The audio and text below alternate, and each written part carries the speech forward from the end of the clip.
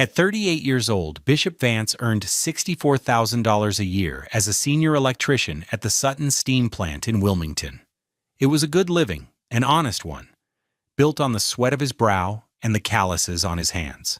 He could diagnose a faulty transformer by the hum it made and rewire a control panel with his eyes half closed. His 2012 Toyota Camry had 187,000 miles on it, and his favorite watch was an $89 Timex his late uncle had given him for his high school graduation. He was a simple man with a profoundly complicated secret. He was worth over $40 million. And now, sitting in the deafening silence of his $2.1 million house in Forest Hills, a house he never wanted, he was about to lose half of it. His wife of 14 years, Anaya, had left him 3 days ago, and her lawyer was scheduled to arrive at 3 o'clock. It was 2:55 in the afternoon on a Tuesday. The devastating situation wasn't just the divorce.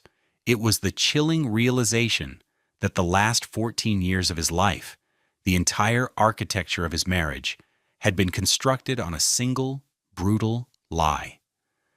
The clock on the mantel, a ridiculous gilded thing that Ania had paid $700 for, ticked with an agonizing slowness. Each second was a tiny hammer striking the anvil of his memory. He had loved her. He had believed in the life they built, even when it felt like a costume he was forced to wear. He thought their differences were the charming friction that made a marriage interesting. He was a man who found beauty in a perfectly soldered joint. She was a woman who found it in a $15,000 abstract sculpture that looked, to him, like a pile of scrap metal. He had no idea the sculpture wasn't an aesthetic choice, but a financial one, part of a long, patient, and predatory strategy. He thought their marriage was a partnership. He was about to learn it was an acquisition. Have you ever felt the ground beneath you simply vanish, leaving you in a free fall with no memory of how you got so high up in the first place? Bishop was there now, suspended in the 5 minutes before his life either shattered completely or found an anchor he'd long forgotten. Let us know in the comments if you've ever faced a moment that redefined everything you thought you knew. The doorbell chimed, a melodic, 4-note sequence Ania had insisted on, costing $250 to install. It sounded like a death knell. He rose from the $4,000 Italian leather sofa, his work-worn hands feeling out of place against its supple, cream-colored surface. He walked across the polished Brazilian cherrywood floors, his 9-year-old, $40 work boots squeaking softly, a sound of protest in the pristine silence. He opened the door. A young man, no older than 30, stood on his porch. He wore a $3,000 charcoal suit that fit him perfectly, and his shoes, gleaming black Oxfords, probably cost more than Bishop's monthly car payment. He carried a sleek, $1,200 leather briefcase. "Mr. Vance?" the young man asked, his voice smooth and devoid of emotion. "My name is Tobias Cole. I'm with Sterling, Crestwood, and Payne. May I come in?" Sterling. Anya's father. Of course. Bishop felt a cold knot tighten in his stomach. This wasn't just a divorce. It was a corporate takeover executed by family. He stepped aside, a gesture of numb hospitality, and let the architect of his ruin into his home. The facade of their domestic normalcy had been meticulously crafted, mostly by Ania and her father, Sterling. Bishop had just been a character in their play. He remembered the day they closed on the Forest Hills house 10 years ago. It was a sprawling 6,000-square-foot colonial that backed onto the golf course. Bishop had argued against it. "Anya, this is too much house. It's a $2.1 million museum. What are we going to do with 7 bathrooms?" Anya had laughed, a tinkling sound that he used to find enchanting. She was standing in the cavernous foyer, her deep brown skin luminous in the afternoon light filtering through the Palladian window. She was wearing a $2,400 Burberry dress. "Darling, it's not a house. It's an asset. It's about building a portfolio. Daddy says the property values here are projected to increase by 12% in the next 5 years. Daddy. Sterling. The senior partner at the most powerful law firm in the state, a man whose smile never quite reached his eyes, and who always looked at Bishop's hands as if they were carrying some communicable disease. Bishop had relented, as he always did. He paid for the house in cash from the estate his Uncle Ray had left him, the same estate that now formed the $40 million core of his net worth. The money had come through in 2010, a year before he and Anya had even married.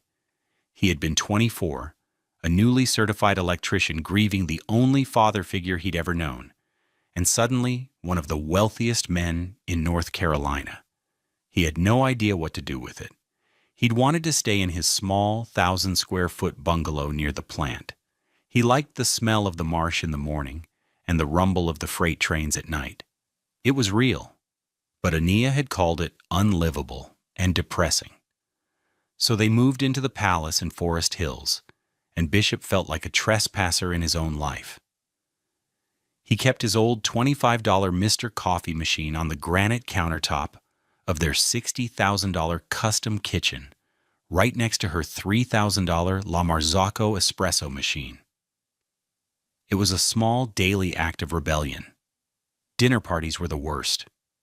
Sterling would always be there, holding court in a perfectly tailored $8,700 Armani suit, a glass of 60-year-old Macallan Scotch, $4,000 a bottle, in his hand.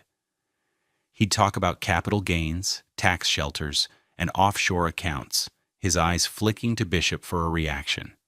Bishop, in his $150 blazer from Belk, would just nod along, feeling like a foreigner who didn't speak the language. One evening, Sterling cornered him by the fireplace. "Bishop, my boy," he'd said, clapping a heavy hand on his shoulder, "Anya tells me you're still hesitant about moving the estate into a diversified joint trust. It's just not safe sitting in those low-yield municipal bonds your uncle's man put it in. We could be getting you an 8, maybe 9% return.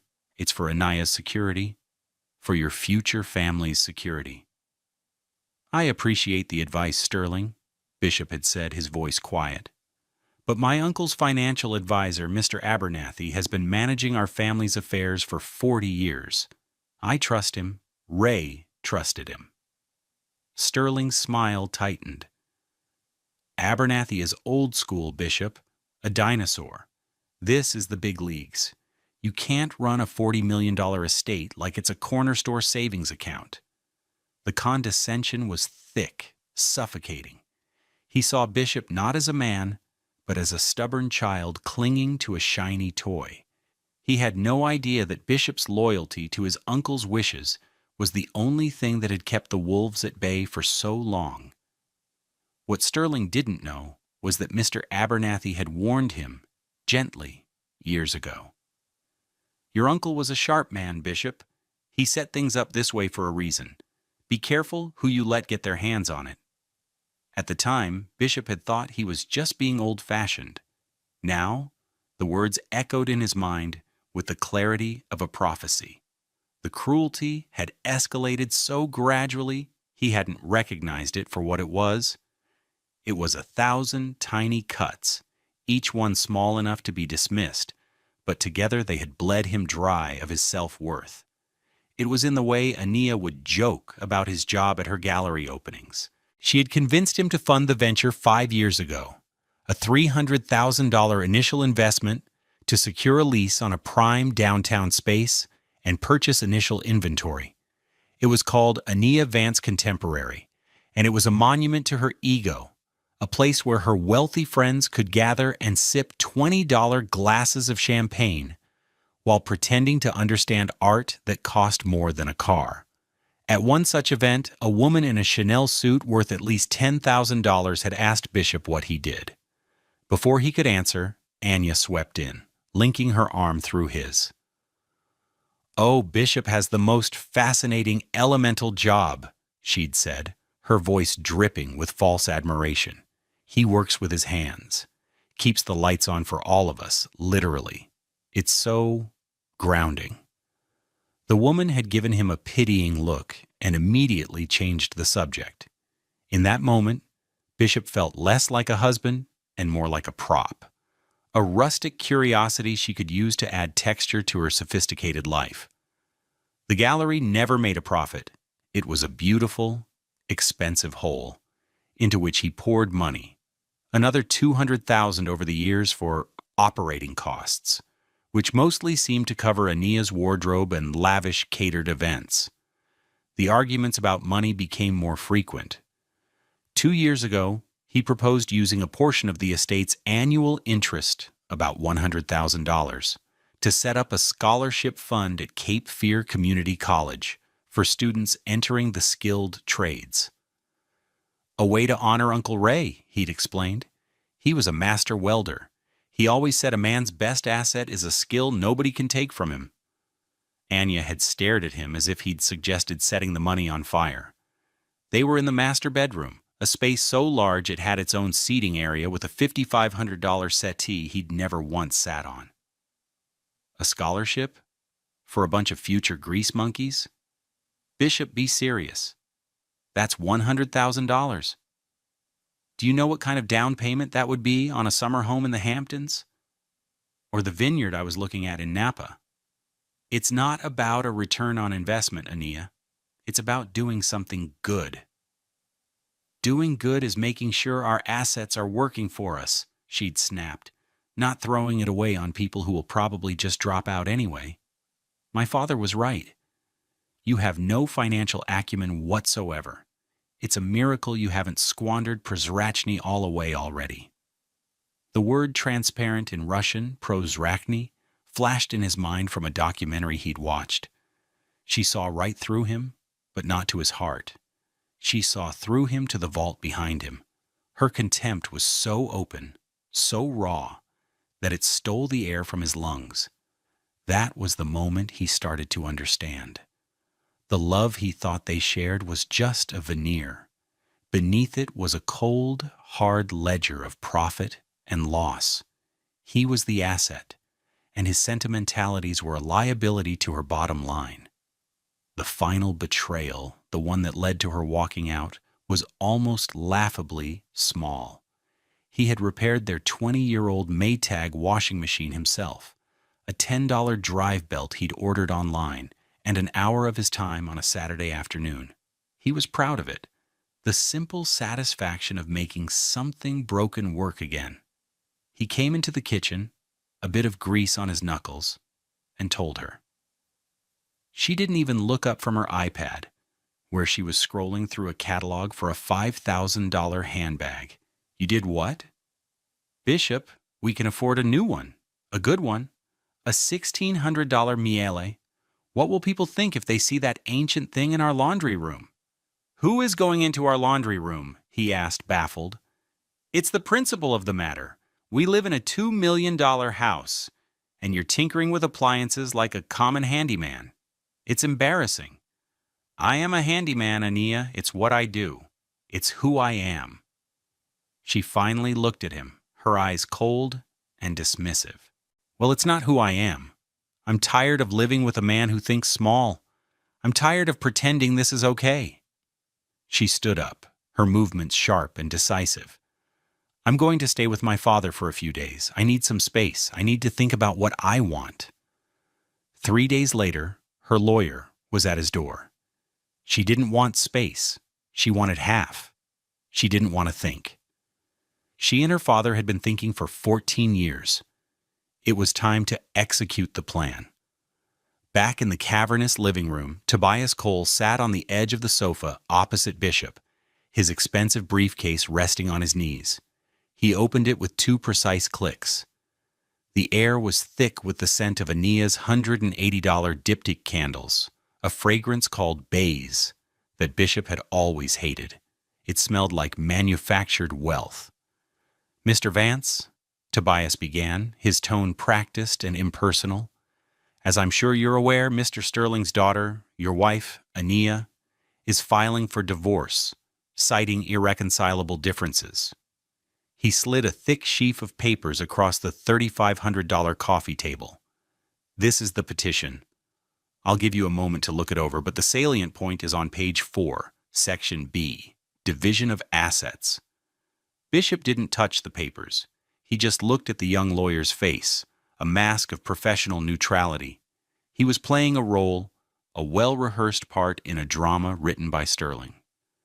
Given the 14-year duration of the marriage, Tobias continued, and considering Mr. Vance's significant premarital assets, we are petitioning the court for an equitable distribution of 50% of the total marital estate. Under North Carolina law, while the principle of an inheritance is considered separate property, any increase in its value during the marriage can be deemed a marital asset. We have retained forensic accountants who have valued that appreciation at approximately $22 million. Furthermore, the commingling of funds for shared expenses, such as this house and your wife's business venture, strengthens our claim. We are therefore seeking a settlement of $20 million. He delivered the lines perfectly. $20 million. He said it as casually as if he were ordering a coffee. Bishop felt a strange calm settle over him. The number was so absurd, so astronomical that it lost all meaning. It was the culmination of a 14-year lie, distilled into a single, outrageous demand. He wasn't angry. He was empty. The shock had burned away everything else. He knew he was supposed to be intimidated. He was a $64,000 a year electrician up against the full might of Sterling, Crestwood, and Payne. They expected him to panic, to hire a second-rate lawyer, to be overwhelmed by the legal jargon and the sheer audacity of their claim.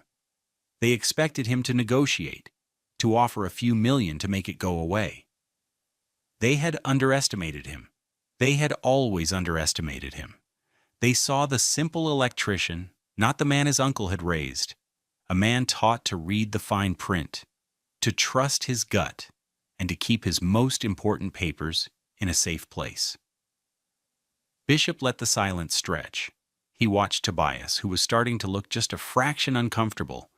The script probably called for Bishop to be shouting or pleading by now. "Okay," Bishop said finally, his voice steady. Tobias blinked. "Okay? Yes?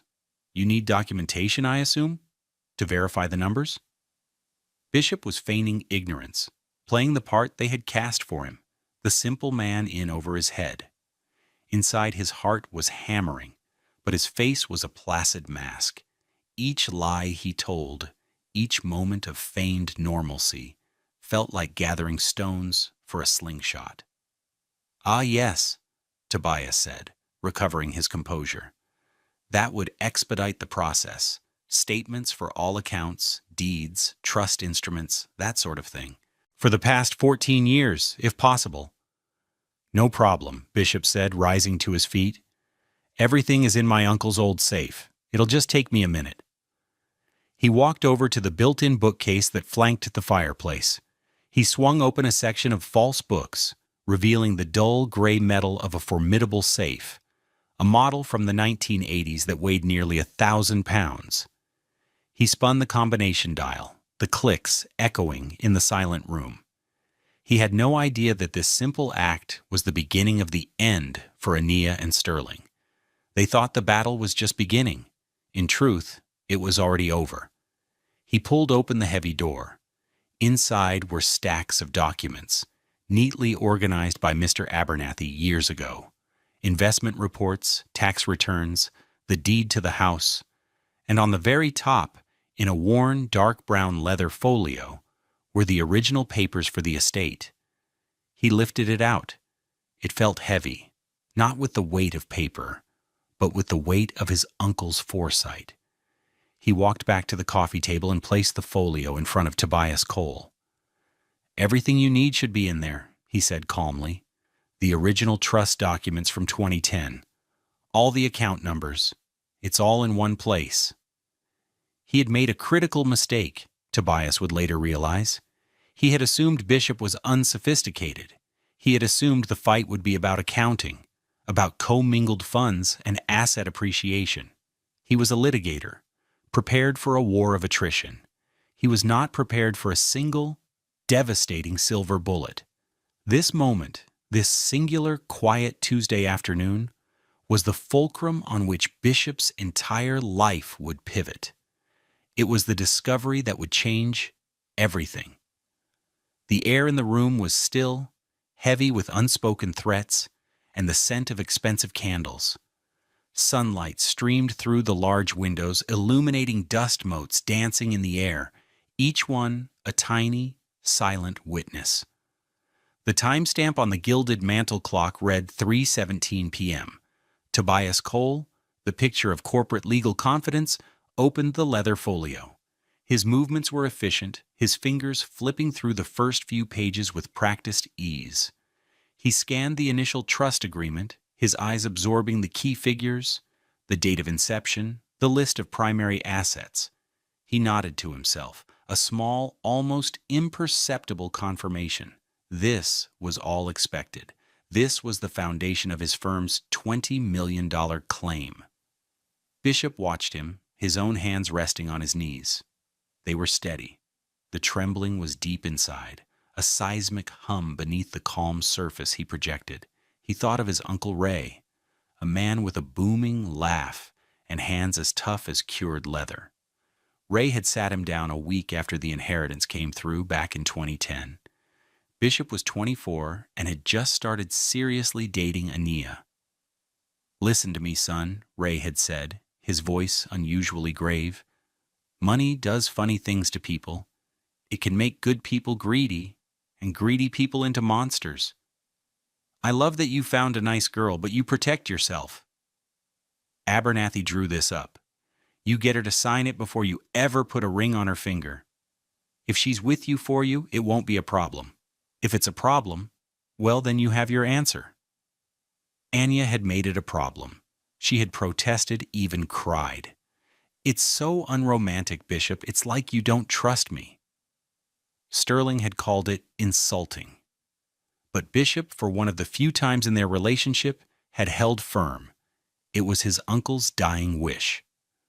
Reluctantly, with a tight, forced smile, Ania had signed the document at a notary's office on October 12th, 2010, 7 months before their wedding. Then, it seemed, she and her father had simply decided to ignore its existence, betting that after 14 years, the simple-minded electrician would have forgotten all about the single piece of paper that made their entire scheme worthless. Tobias turned another page in the folio, and then he stopped. His entire body went still. There, resting on top of a stack of stock certificates, was a single, tri-folded document. It was printed on thick, cream-colored legal paper, now slightly yellowed at the edges. Bishop could see the raised, embossed circle of the notary's seal from across the table. It was the separate property affidavit. Tobias picked it up. His eyes, which had been darting across pages with professional speed, now moved slowly, deliberately, across the text. Bishop knew the words by heart.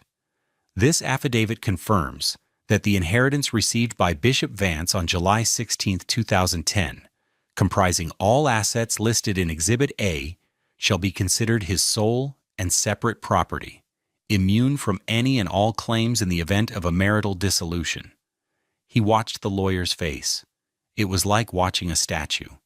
The professional mask was perfect, but Bishop saw the subtle tells, a slight tightening at the corner of his mouth. The way his gaze froze on the two signatures at the bottom, Bishop Vance and Anya Sterling, and next to them, the notary's stamp and signature, dated October 12th, 2010. Tobias read it once.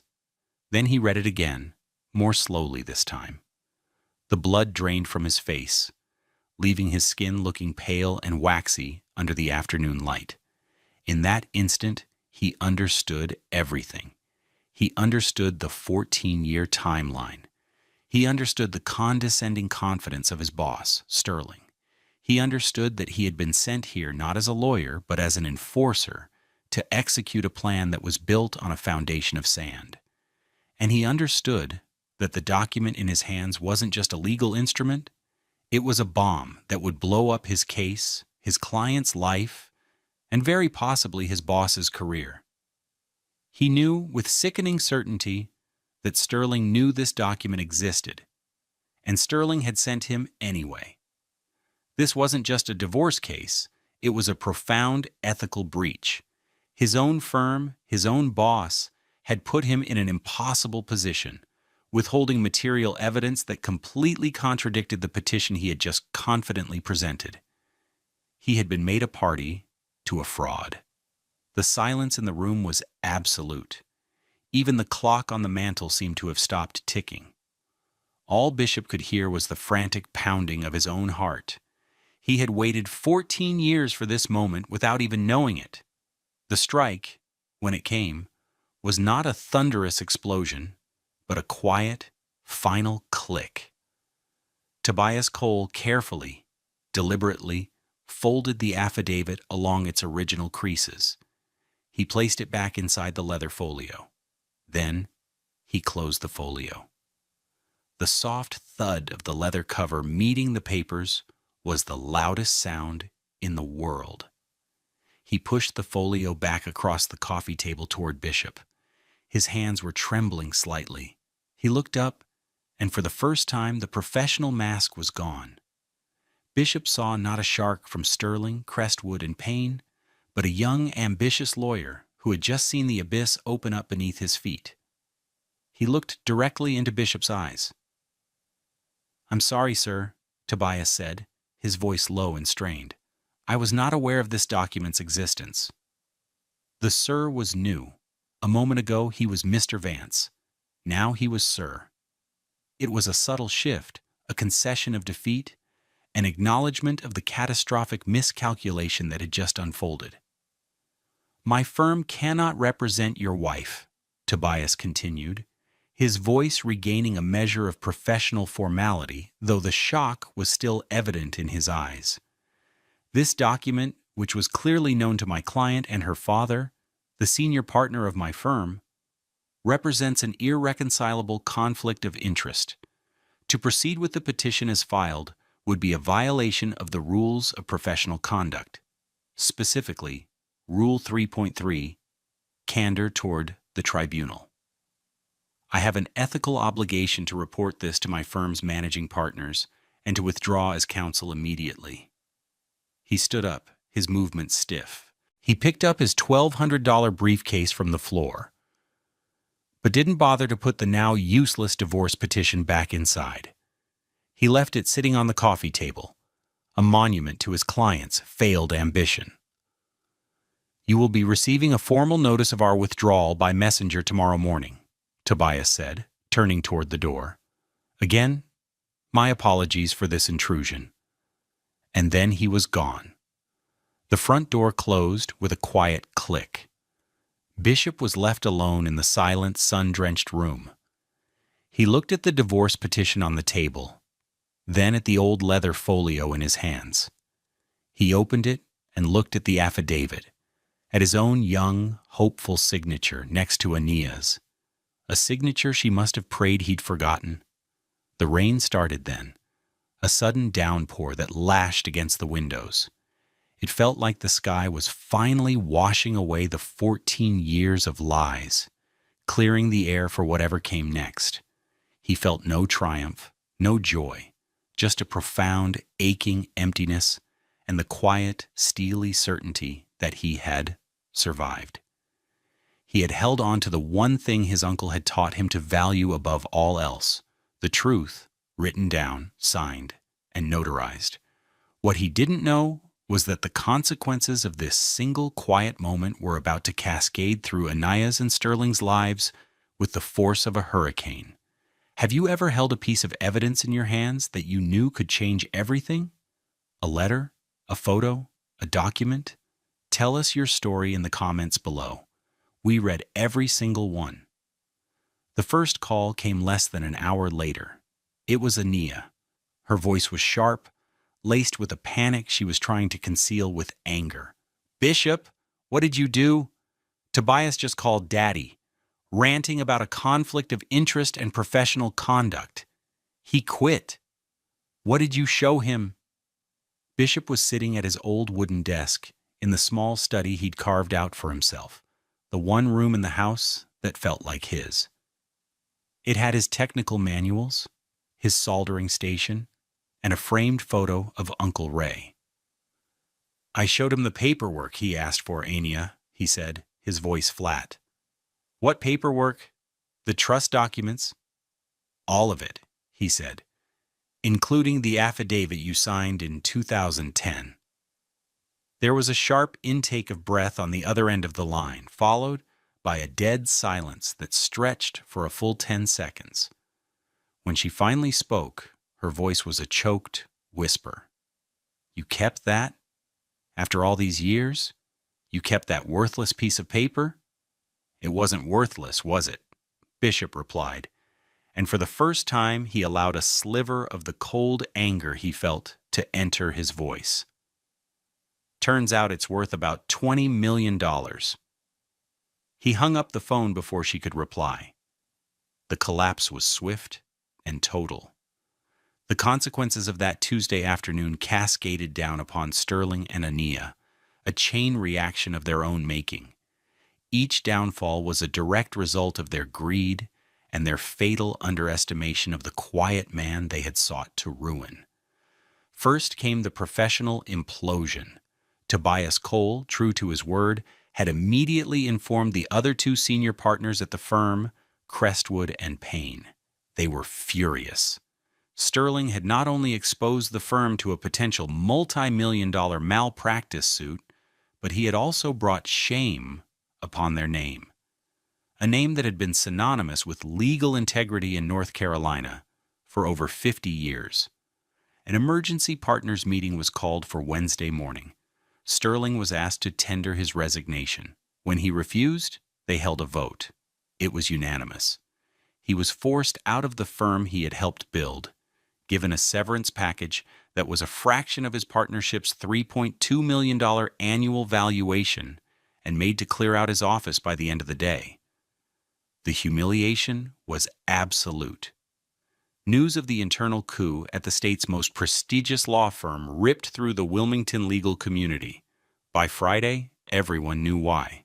Sterling, the master strategist, the man who moved millions with a single phone call, was a pariah. Next came the financial ruin for Ania. Her entire life was a house of cards built on the assumption of Bishop's fortune. The Ania Vance Contemporary Gallery was her biggest vulnerability. The $500,000 line of credit that kept it afloat was personally guaranteed by Sterling. With his sudden and disgraceful exit from the firm, the bank's risk assessment department flagged the loan. They called it in. Ania and Sterling were given 30 days to repay the full amount. They didn't have it. Their own assets were tied up in illiquid investments and real estate. Panic set in. Ania tried to liquidate the gallery's inventory. The $15,000 sculpture she had so proudly displayed sold at a fire sale for $1,200. A painting she had acquired for $25,000 went for $3,000. The entire collection, which she had valued at over $400,000, fetched a pathetic $65,000. It wasn't nearly enough. The voicemails Bishop received during this time told the story of her unraveling. The first, on Thursday, angry. You think this is funny, don't you?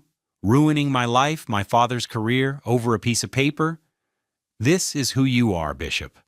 A small, vindictive man. The second, a week later, panicked. The bank called the loan on the gallery. They're going to seize everything. My apartment. The lease is in Daddy's name. They're canceling it. I have nowhere to go. Bishop, you can't let this happen after everything we had. The third, 2 weeks later, pleading. Please, Bishop, I'm sorry, okay? I'm sorry. I was stupid. Daddy pushed me into it. I never wanted to hurt you. Can't we just talk? Maybe you could help. Just a little. A loan. I'll pay you back, I swear. The final one, a month after it all began. Crying, broken. I'm living in a horrible little apartment off Market Street. It smells like old carpet. All my friends, they won't even answer my calls. I have nothing. You won.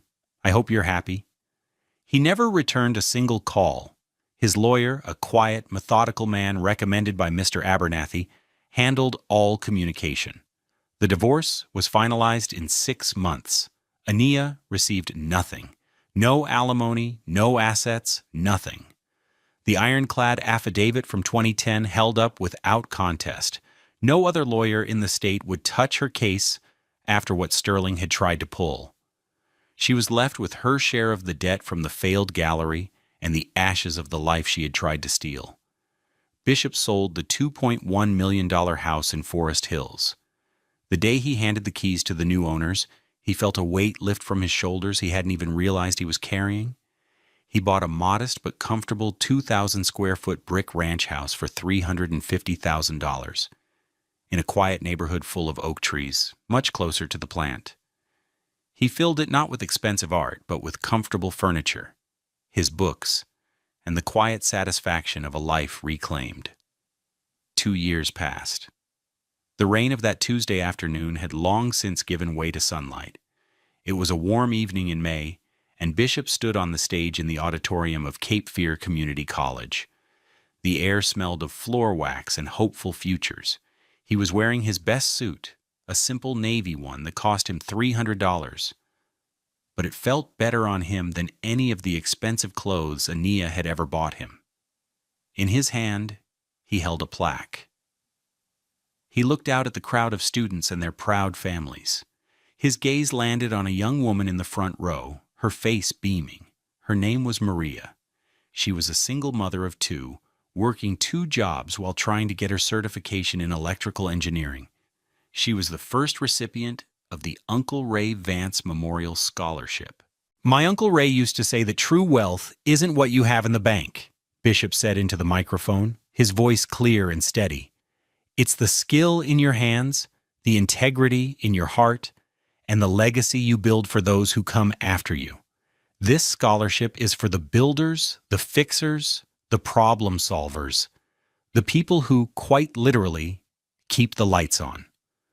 He presented the $20,000 scholarship award to Maria, who came to the stage wiping tears from her eyes. She shook his hand firmly and handed him a small, handmade card.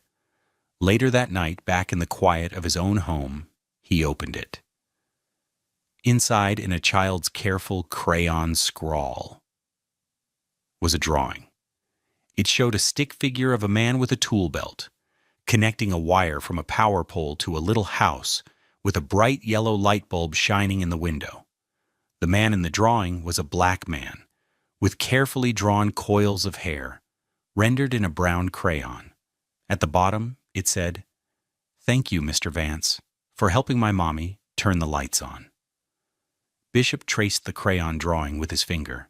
Here was true value, not in a stock portfolio or a sprawling mansion, but in this, a single light bulb in a child's drawing.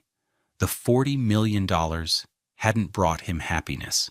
It had brought him suspicion, greed, and a decade and a half of loneliness inside a crowded marriage.